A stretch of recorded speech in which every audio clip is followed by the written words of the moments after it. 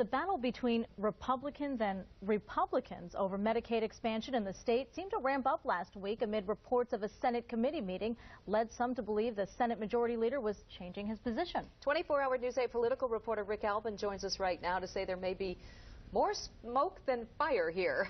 Yeah, I think there is both more and less going on than appears here. After a television appearance last Friday, Randy Richardville told reporters he would have the Government Operations Committee meet on Wednesday and talk about a special task force that will look at Medicaid expansion that the governor is now publicly lobbying for in appearances all over the state, like this one last week in Grand Rapids. While some took this as a new position, it was in fact exactly what the leader had laid out to me on the final day of the session a week and a half ago when we talked about where the process was then. So at this point in time, I think what we're going to do is let the governor know that we appreciate his leadership on this effort.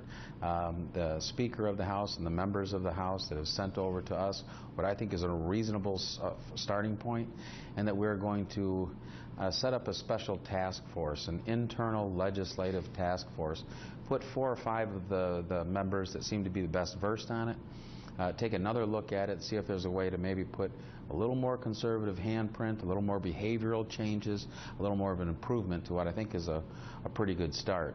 We'll work on that for the summer and plan to have another look at it in the last week of August, I would say. Taking some limited testimony at the hearing is somewhat new, but it would appear that overall nothing has changed fundamentally. Republicans in the Senate will look at the issue over the summer, then perhaps take a vote in late August, as the Majority Leader said, maybe even early September.